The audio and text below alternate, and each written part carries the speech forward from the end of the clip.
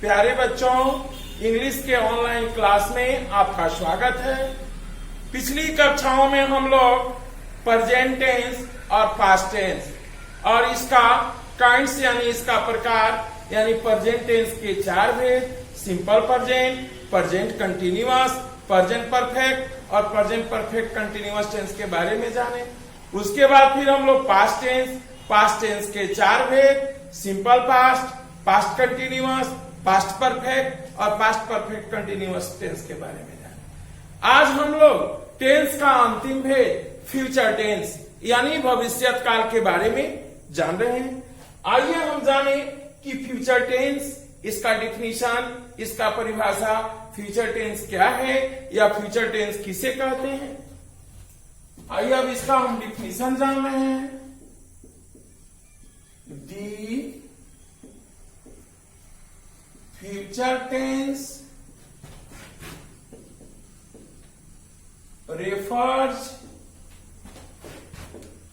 to something that will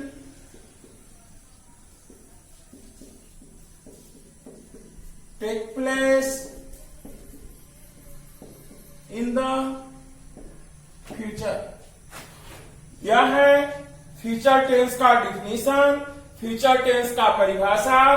The future tense refers to something that will take place in the future। अर्थात verb यानी क्रिया के जिस रूप से आने वाले समय का बोध हो उसे हम फ्यूचर टेंस कहते हैं।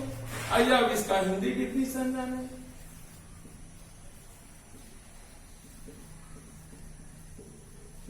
वर्ब के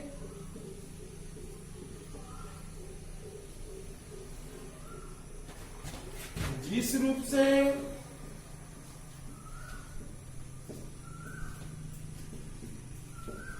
आने वाले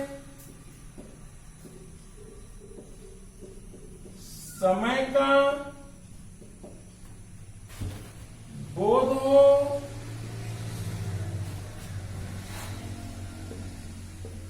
उसे फ्यूचर टेंस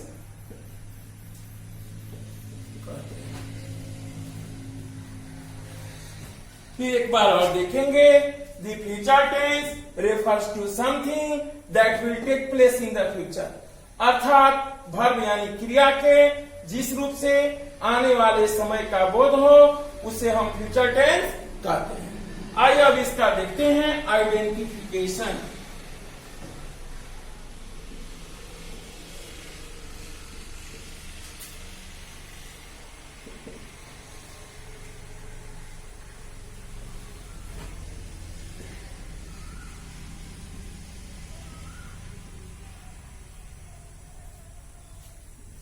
जिस हिंदी क्रिया के अंत में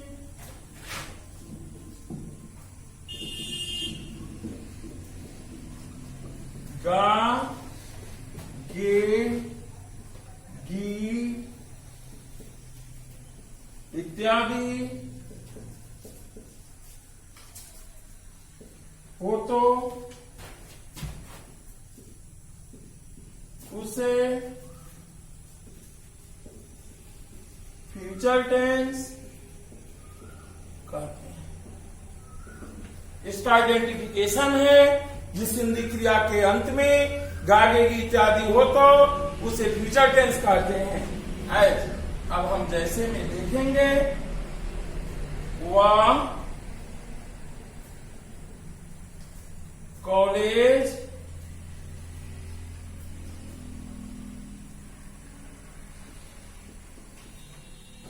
जाएगा,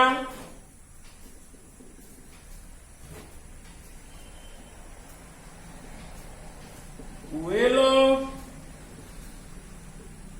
क्रिकेट खेलेंगे, वह पत्र लिखेगी। अब देखिए, वह कॉलेज जाएगा, इसके अंत में क्या है? गा है। गा है तो यह टेंस कौन होगा? Future tense. वे लोग क्रिकेट खेलेंगे, इसके अंत में क्या है? गे है। ये कौन सा टेंस होगा? Future tense. वह पत्र लिखेगी, इसके अंत में क्या है? गी है। यह कौन सा टेंस होगा? Future tense. आइए अब हम जानते हैं इसका फॉर्म यानी बनाने का नियम। हाँ, तो अब देखते हैं sentence pattern for the affirmative sentence, अर्थात फ्यूचर टेंस के वाक्यों को बनाने का नियम। सबसे पहले हम क्या लिखेंगे? सब्जेक्ट, उसके बाद शैल्याविल जो ऑक्सिलियरी वर्ब है, फिर वर्ब का पहला रूप, अदर वर्ड, फुल स्टॉप, एज। अब यहां हमारे साथ एक समस्या है कि हम शैल और विल का प्रयोग, ऑक्सिलियरी वर्ब है, इसमें हम शैल का प्रयोग कहां करेंगे? किसके साथ? और विल का प्रयोग किसके साथ करेंगे? नोट में देखिए, फर्स्ट पर्सन अर्थात आई और वी के साथ शैल, और बाकी सभी के साथ सेकेंड पर्सन और थर्ड पर्सन सबके साथ विल का प्रयोग होता है।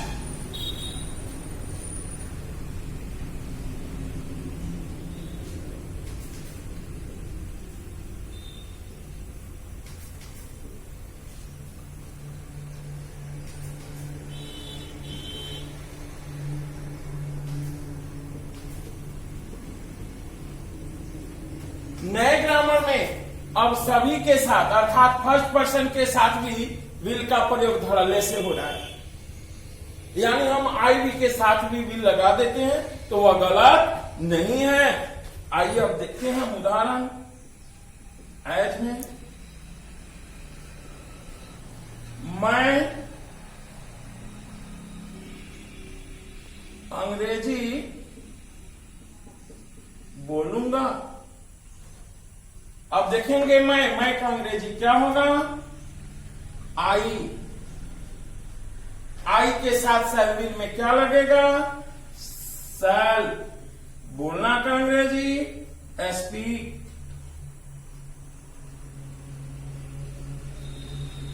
इंग्लिश। दूसरा एग्जांपल, तुम पत्र लिखोगे। तुम सेकेंड पर्सन क्या होगा? यू। यू के साथ विल लिखना का write a, you will write a letter, I shall speak English. अब हमारा ये प्रॉब्लम बिल्कुल ही क्लियर हो गया कि शैल किसके साथ लगाएंगे और विल किसके साथ लगाएंगे। अब इस आधार पर जिस जिंदगी जैसे वह पटना जाएगा, मैं क्रिकेट खेलूंगा, तुम अंग्रेजी बोलोगे, वे लोग कॉलेज जाएंगे, वह कल आएगा, ऐसे वाक्यों का ट्रांसलेशन और उसका सेंटेंस पैटर्न यही है। यानी जितना भी जिसके अंत में गागेगी वो फ्यूचर टेंस है, और वह अफर्मेटिव अर्थात स्वीकारात्मक वाक्य या स्टेटमेंट्स कथनात्मक वाक्य है, उसका ट्रांसलेशन हम इसी स्ट्रक्चर के आधार पर बनाएंगे। अब हम जानेंगे इसका sentence pattern for the negative sentence, अर्थात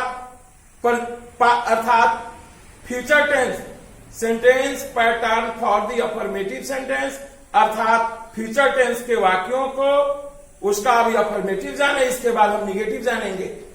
निगेटिव अर्थात नकारात्मक वाक्य में बनाने का नियम।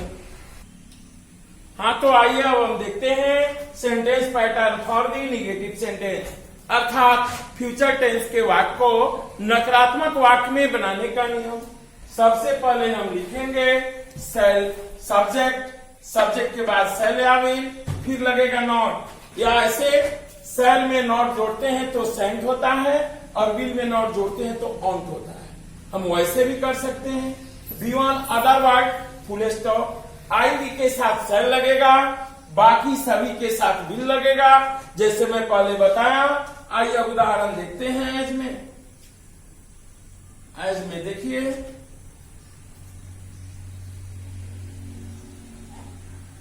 हम लोग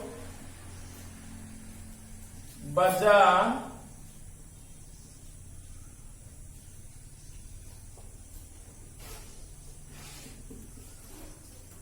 नहीं जाएंगे। हम लोग का क्या होगा? We shall not go to market.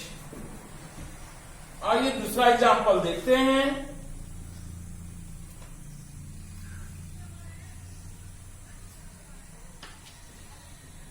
वे लोग क्रिकेट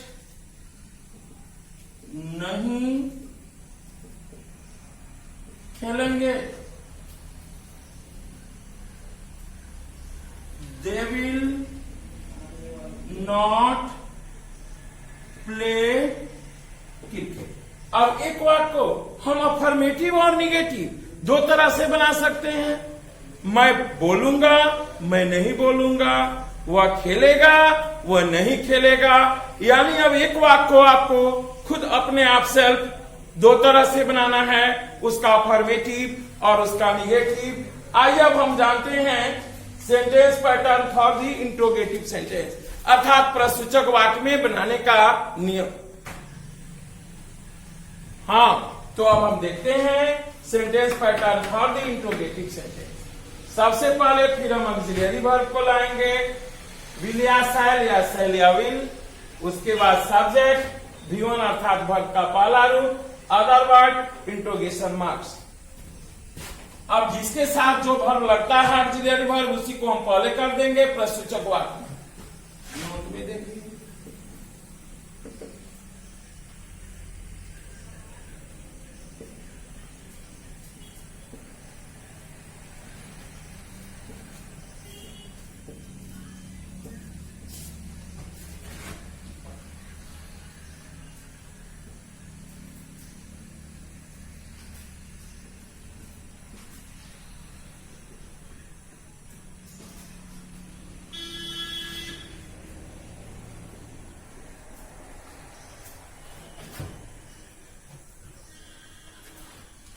अब देखते हैं कि हम फर्स्ट पर्सन सिंगुलर और प्लूरल अर्थात आई और बी के साथ शैल लगेगा, बाकी सेकेंड पर्सन और थर्ड पर्सन सिंगुलर या प्लूरल हो उसके साथ विल का प्रयोग होगा। आई बी के साथ शैल और बाकी सभी के साथ विल। एज में देखेंगे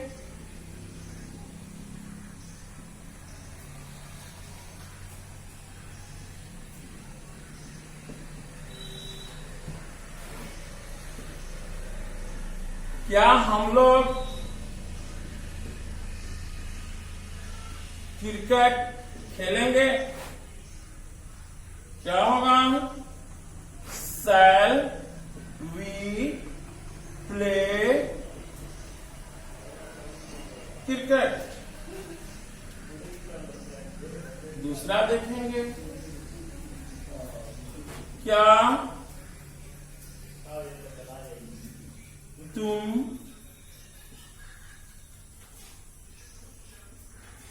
अंग्रेजी बोलोगे? Will you speak English? अब हम एक वाक्य को तीन तरह से बना सकते हैं, अफर्मेटिव, निगेटिव, इंट्रोगेटिव। अब आगे हम देखते हैं इंट्रोगेटिव प्लस निगेटिव सेंटेंस में बनाने का नियम।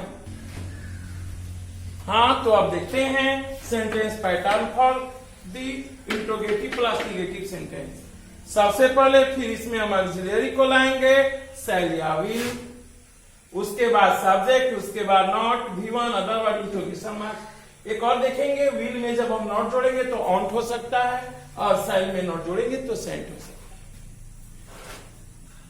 उसके बाद subject V1 other word interrogation marks, वैसे भी हम बना सकते हैं। आइए अब हम एग्जांपल देखते हैं एज में।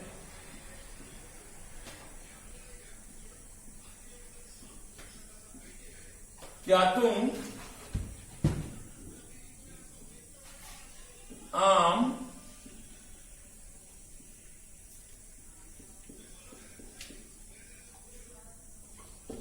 नहीं खाओगे? Will you not eat a mango? या aren't you eat a mango? ऐसे भी हम बना सकते हैं इसका। आइए एक और एग्जांपल देखते हैं। क्या मैं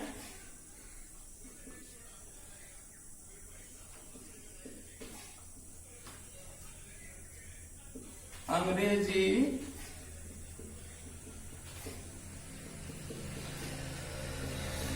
नहीं बोलूंगा? Shall I not speak English? या Shan't I speak English? क्या मैं अंग्रेजी नहीं बोलूंगा? इसको हम दो तरह से बना सकते हैं। अब हम जाने इसका affirmative, negative, interrogative, interrogative plus negative, अर्थात एक वाक्य को हम चार तरह से बना सकते हैं। आइए अब इसका हम देखते हैं WH क्वेश्चन फॉर्म, अर्थात WH क्वेश्चन में प्रेजेंट टेंस के वाक्यों को बनाने का नियम। हाँ, तो अब हम देखते हैं sentence pattern for the WH question, अर्थात WH क्वेश्चन में फ्यूचर टेंस के वाक्यों को बनाने का नियम। मैं पहले आपको बताया था कि यस नो क्वेश्चन वे हैं जो ऑक्सिलरी वर्ब से शुरू होते हैं, और WH क्वेश्चन वे हैं जो क्वेश्चन वर्ड अर्थात what, where, how, when, why इत्यादि से शुरू होते हैं। तो सबसे पहले हम क्वेश्चन वर्ड लिखेंगे what, when, why, how, where, other word भी हो सकते हैं। उसके बाद शैल या विल, शैल या विल अकॉर्डिंग टू सब्जेक्ट, किसके अनुसार? सब्जेक्ट के अनुसार। यदि फर्स्ट पर्सन है आई भी तो शैल लगाएंगे, सेकंड पर्सन है या थर्ड पर्सन हो, सिंगुलर हो या प्लुरल, विल का प्रयोग करेंगे। यदि वाक्य में नॉट है, नहीं है, तो नॉट का प्रयोग करेंगे। यदि वाक्य में नहीं है तो हम नॉट का प्रयोग नहीं करेंगे। उसके बाद वर्ब का पहला रूप, अदर वर्ड और इंट्रोगेशन मार्क्स। आइए हम एग्जाम्पल देखते हैं। एज में आप लोग कब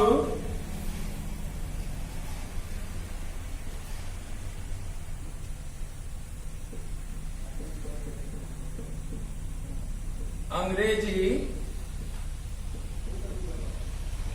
सीखेंगे? पहले हम कब का लिखेंगे, when will you learn English? दूसरा एग्जांपल देखिए, वह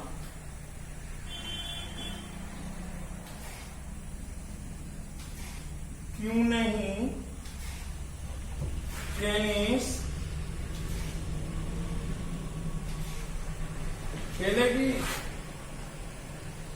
Why shall she not play tennis? इस तरह हम इस वाक्य को अब WH क्वेश्चन में बना सकते हैं। इसमें हमें सबसे पहले क्वेश्चन वर्ड को लाना होगा, उसके बाद shall will according to subject, नहीं है तो नॉट लगाएंगे, नहीं है तो नॉट का प्रयोग नहीं करेंगे। वर्ब का पहला रूप, अदर वर्ड और इंट्रोगेशन मार्क्स। इस तरह से हम इस वाक्य को बना सकते हैं। अब आप देखते हैं कि फ्यूचर टेंस के वाक्यों को हम कितने तरह से बना सकते हैं। जैसे मैं कॉलेज जाऊंगा, मैं कॉलेज नहीं जाऊंगा, क्या मैं कॉलेज जाऊंगा, क्या मैं कॉलेज नहीं जाऊंगा, मैं कब कॉलेज जाऊंगा, मैं क्यों कॉलेज जाऊंगा, मैं कैसे कॉलेज जाऊंगा। इस तरह करके आप एक वाक्य को कई तरह से बना सकते हैं। और अब आपका फ्यूचर टेंस आज पूरा कंप्लीट। अगली कक्षाओं में हम जानेंगे काइंड्स ऑफ फ्यूचर टेंस। और अब आप इंग्लिश में बेहतर जानकारी के लिए इस चैनल को सब्सक्राइब करें, बेल आइकन को दबाएं और अपने ज्ञान को बेहतर बनाएं।